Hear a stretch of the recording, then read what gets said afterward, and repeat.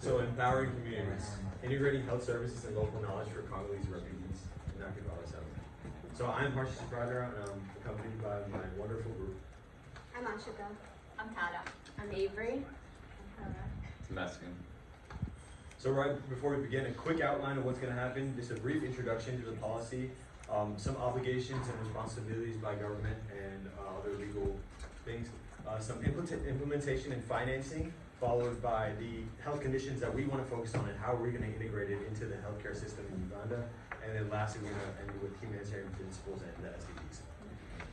So a few acronyms.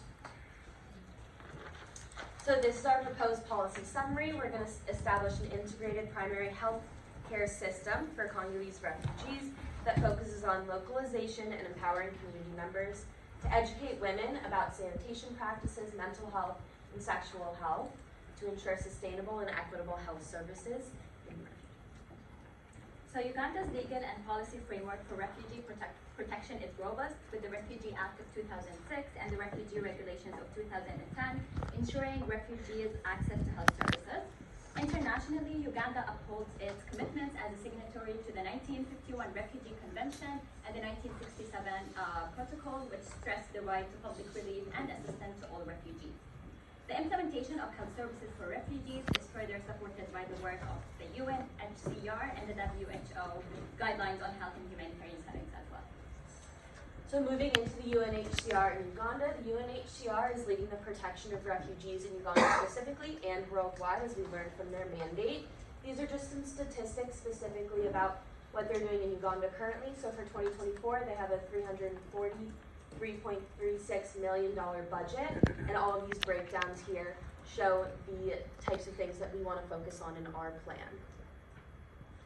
And then we would like to activate the health cluster. So the WHO is the leader of the health cluster. They'll lead the effort to provide primary health care to refugees, and they'll be the coordinator in terms of connecting the Ugandan government, so the Ministry of Health, in addition to NGOs such as MSF, MedAir, Gavi, etc., other UN agencies, and any other organizations who will be on the ground providing health services, in addition to activating local networks, and we'll talk a little bit more about that. In order to deliver our health services effectively, we need to engage with different stakeholders. So first we have the Ugandan Ministry of Health, and to complement the work of the MOH, we also have the Refugee Department established under the Office of the Prime Minister in order to make sure that health services are streamlined and to avoid any duplication or ensuring efficient use of our resources. We also want to focus on partnering with local NGOs to deliver our services and community engagement as well.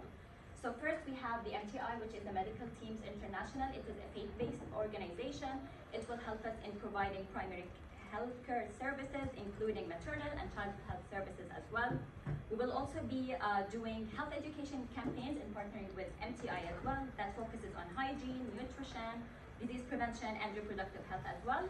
And to ensure effective engagement of community health workers, MTI will help us in training and managing community health workers who will offer the health education and basic medical care within the community.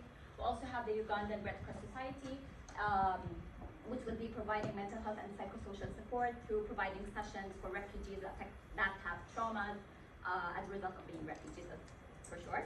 And then lastly, we also want to engage with the Action for Community Development that will help us in providing reproductive health services, capacity building, and also doing health campaigns in regards of reproductive health. We also intend to coordinate with the Ugandan Ministry of Health to ensure that access for health services is equitable between local community members and refugees. Okay, let's talk money. So we've got our actors in place, we've got our leaders, we've got governance, but what about money? Money normally poses substantial amount of pressure on the hosting communities and hosting countries. So we have three strategic approaches. One is blended financing, second is health insurance, and the third is RBF or results-based financing. So with blended financing, we already have long-standing heroes. We have UNHCR, WHO, NGOs, philanthropic organizations such as Bill and Melinda Gates. We have the African Foundation. So we really want to garner support and leverage more support from these and pose more emphasis on earmarked funds with private donors. As far as health insurance schemes are concerned, we want our refugees to participate in the Ugandan healthcare system for the future. And for the results-based financing, okay, let's talk about this in simple terms. Let's say you want a pink teddy bear, and you'll only get your pink teddy bear if you clean your room. Similarly, in the same context, if we make our refugees work for something, this is not only going to make them self-sufficient, but also they are going to feel welcome and more at home. So how are we going to package these primary healthcare services, and what are we going to prioritize? I think we gave 5 specific areas that we want to focus on, and 3 of those 5 are the #1 priority, and then the other 2 are secondary priorities. The 3 that would be #1 priorities would be the maternal and child health, just when refugees get introduced to these camps focusing on antenatal care, skilled birth attendance, and postnatal care, and especially childhood immunizations, because that's an important aspect in progressing healthcare for these refugees. Next would be communicable diseases. Of course, communicable diseases are communicable. That's why they're called that. So we want to prevent that from spreading within the settlement. And the third one that we think is the main priority is nutrition. Nutrition is, like we talked about, is a major part in the health and lifestyles of these individuals, so it's a big focus. Of course, non-communicable diseases and mental health are also important, but we think there will be secondary in this case, just so we can provide them long-term care later. Okay. Harsha spoke to this earlier, but we really have 2 emphases. First is the psychosocial support, and second is reproductive health. When it comes to a refugee setting, most of the emphasis is placed on non-communicable diseases or communicable diseases, but what about mental health? And it is a very big, major aspect. So that is why we want to focus more on the education and psychosocial support, empower families, make them feel accepted, make them feel welcome. And this can be done through educational programs, which we want to integrate into the holistic healthcare system. We also want to partner with UNICEF and other educational NGOs to facilitate the implementation of these programs, ensuring that both children and mothers receive educational opportunities and psychosocial support. As far as the reproductive health is concerned, we want to make sure that there's equitable access to contraceptives, safe abortion services, where legal and family planning is also prioritized. Okay, so what is our triage system and degree of integration?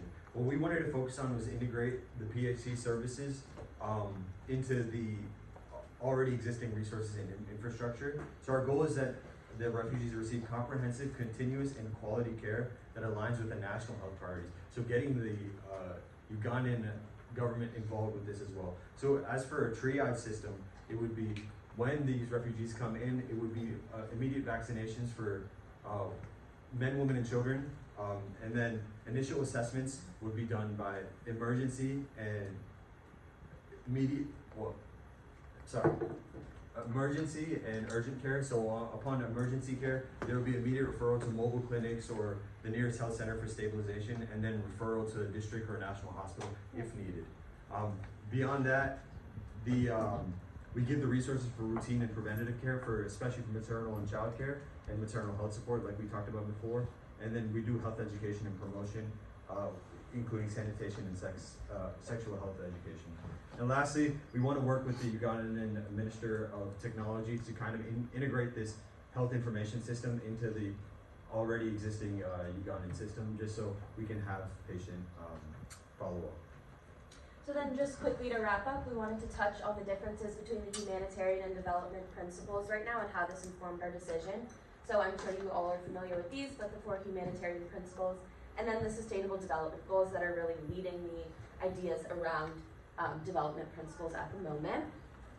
We think in this case, the focus should be on the humanitarian approach and principles at first to address the needs that are immediate, including providing basic primary health care, and to ensure that the refugees are given support that will allow them to set up a new life in Uganda, and if they return to their home country, to have more information about sanitation practices that will help them in the future. And then once these principles have been addressed, we can move on to the development idea and try to accomplish some of the SDGs.